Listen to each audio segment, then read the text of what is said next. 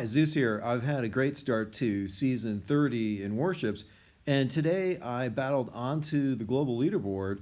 And the first day I was in the top 100 of the US leaderboard, and I want to show you how I did it.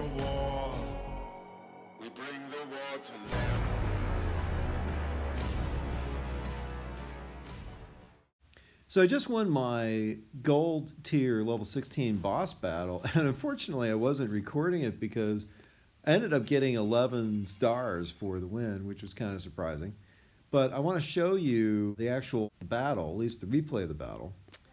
And this is the base that I beat to get into gold tier. And my strategy is to take out the few defenses on the far left and then flare past the line of defenses in the front and get a group of troops to the far back. And once the flare is about halfway expired, I've got a 20-second flare, I launch the rest of the troops at the main body of defenses with this kind of a base. And then when the flare expires, off they go.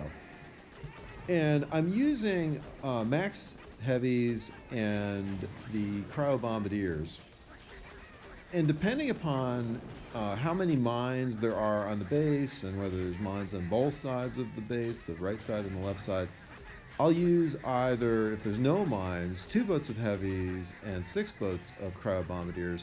And if there's tons of mines that are wickedly placed, I'll use 4 boats of heavies and 4 boats of Cryobombardiers, or some combination thereof, right? I mean, if one side of the base doesn't have any mines or not dangerous mines, I'll use 1 boat of heavies and 3 boats of bombardiers or Cryobombardiers on that side of the base.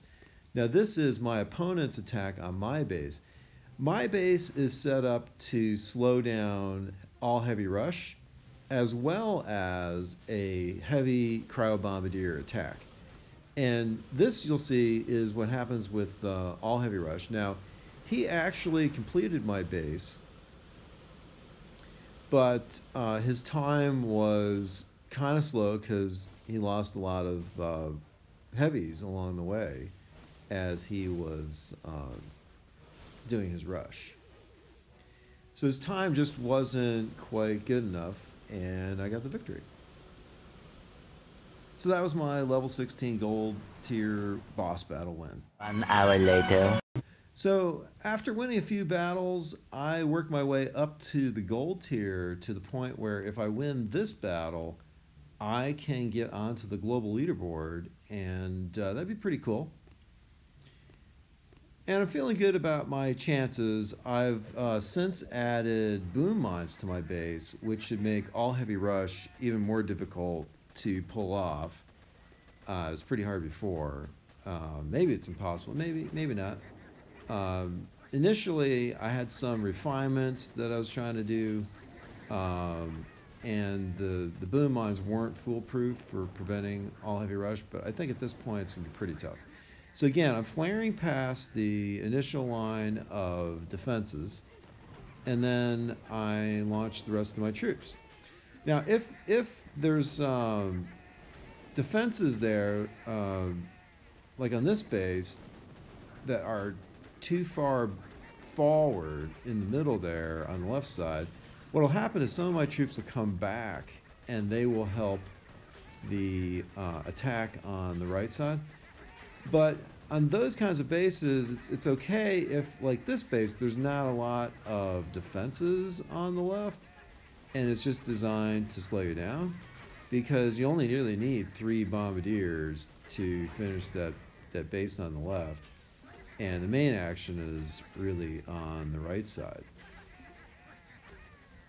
So I've just finished this in 2 minutes and 43 seconds, which is really fast at this level. Because again, it's tough to keep all of your bombardiers alive. And bosses, I don't see how he's going to finish this base in 10 seconds with 2 engines and all those defenses.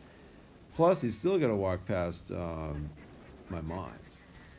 So he's got 4 Cryobombardiers to address my my base, but I've won at this point. It's all over. Now, one of the key points in my battle combat technique right now is I maxed out the med kit, and if you throw max level med kits down at precisely the right moment and precisely the right spot, very frequently you can save your Cryobombardiers from dying. Now, if they hit 2 mines at the same time without a med kit, max level med kit, they're going to die. And if they hit 3, they're going to die no matter what you do.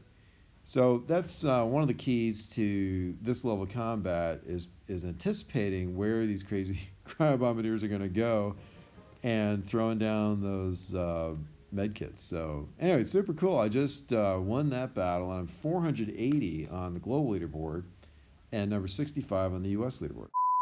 Now I want to go back and show you some of the different ways to attack different kinds of base designs at the gold tier level. This is a frequent kind of a base that pops up. The people put all these defenses in a line, and then they put mines on the side as a. See, I just lost a bunch of ground bombardiers despite my med kit because I hit 3. The goal of this is that your Cryobombardiers kind of spread out as they go, and then they're going to run into the mines. And then he's got a bunch of nasty mines at the end. See, right there, the med kit saved those guys, and then the med kit saved one of those guys, but not all of the guys. So, you know, you're not going to save them all, but if you save enough to, well, if you save more than your opponent, you're going to win. Anyway, that's how you attack that kind of a base with 2 heavies, 1 on either side of the long line. Here's another kind of base. This is a kind of base where there's tons of defenses on the left side, and it's just going to take you too long to reduce those defenses and then go flare back to the back. And what you can do is actually put down your groups of heavies and Cryobombardiers in a way so that they split and go up. Now this time it didn't, so I used the shock to kind of slow down the Cryobombardiers. And I had to put a flare down to thread the needle there through the one spot where there weren't any mines, because I was out of energy, gunboat energy. Anyway, that's how you beat that kind of a base with a decent time. And you know, after winning my gold tier boss battle, I was number 146 on the US leaderboard. Okay, now I want to show you the tech tree that I was using. I've got gunboat on level 2, shock bomb on level 1, cryoneer on level 1, sniper tower on level 2. I've not unlocked rifleman.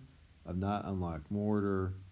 I've not unlocked Zuka or that defensive node, cryo tank, bullet. I've got flamethrower on level 2 right now, boom mine on unlocked. And I use my gold tier and then the next chest to unlock the boom mine, which made a really big difference. I got boom cannon on level 4, flare on level 4, and anyway, these are the things that are coming that you're going to need to open up in 4 engines.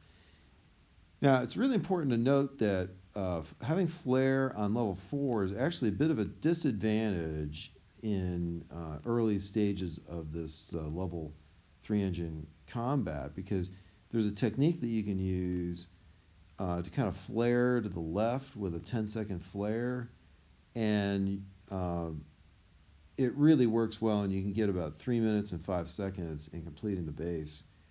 However, once you get the mines opened and the boom mines open, somebody actually tried to use that technique on me with the 10-second flare after I had all those in place, and they didn't even finish the base. So with the gold tier chest, I'm upping the flamethrower to level 4, and that's going to give me another flamethrower. And in the future, I've got to finish maxing out the flamethrower and the boom cannon. Now I'm going to put down these 2 flamethrowers. And I'm thinking I'm going to put one on that side out of the range of a single shock, and another one on the right side out of the range of a single shock, just to make it tougher to do all heavy rush on my base. Because if they can do all heavy rush with bullet, which if you want to waste a lot of unlock tokens, you can actually do that. You can finish my base still by sending all 8 boats of heavies to the left side and then bullet to the right side. Anyway, I'm going to make it harder. Now I want to show you my level 15 boss battle that I won. The combat sort of lower down in and earlier in 3-engine play. So this base, again, is that one with just a couple of defenses on the far left edge. And there's a lot of mines there, so I'm putting down 1 boat of heavies a little bit to the right, and then 2 cryobombardiers and 1 boat of heavies to the left. And what happens by letting them take out those 2 things and drifting a little bit towards the cannon is you get a nice spread with the heavies as they go down and plow down those mines on the far side. Now I threw down a shock as I'm going by. Once the boom cannon is addressing or about to address cryobombardiers and not heavies, and at this point I don't have the energy to stop that boom cannon, which is a bit of a bummer because he took out a couple of my cryobombardiers. But again, I only really need the 4 that I've got there to complete the left side. My main concern right now is not having that boom cannon snipe some of my guys on the right side, and then the mines, the med kit. And you know, as long as you can get a bunch of cryobombardiers down to the last 1 or 2 engines on the right, you're in good shape.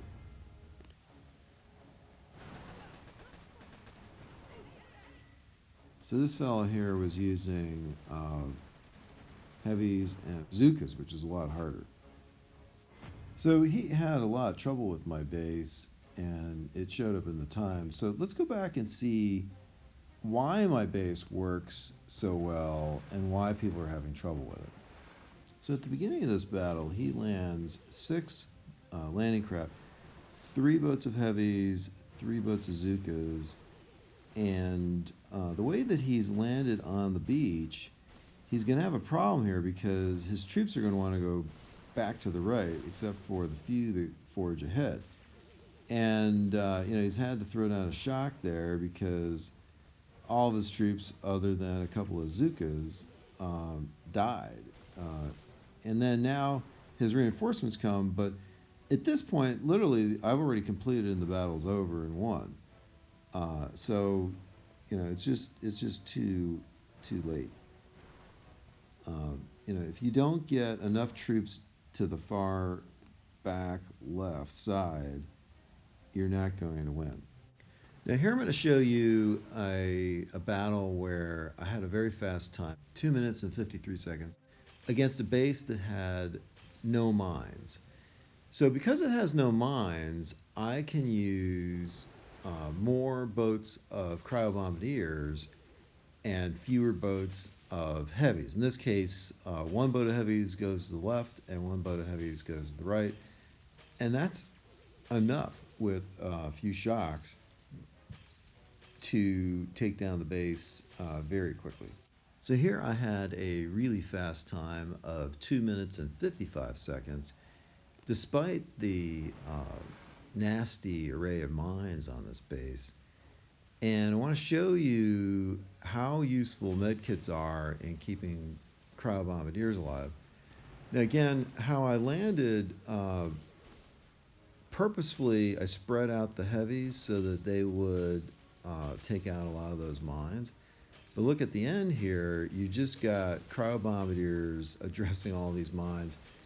And by laying down just a ton of these med kits, I was able to preserve enough of the Cryobombardiers to take out the last engine.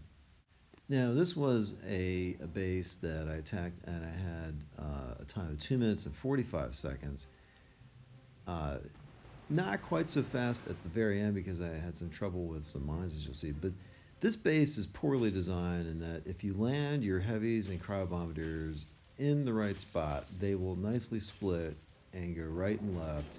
And so you don't have to wait to send any troops to the back. Works out great. Now, see here, this is the problem. I'm losing Cryobombardiers, and I've only got 2 left at this point, so it's really slowed things down. I got to wait for the rest of those Cryobombardiers to come down from the right side, and boom, lost all but 2 of them.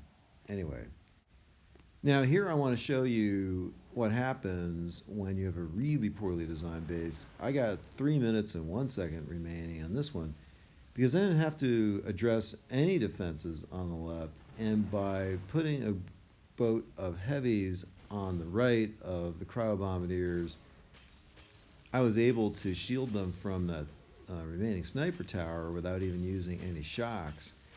And there wasn't any boom cannon or anything in the middle of the left there, so I didn't have to waste any shocks there either. Just marched down and wiped out that base.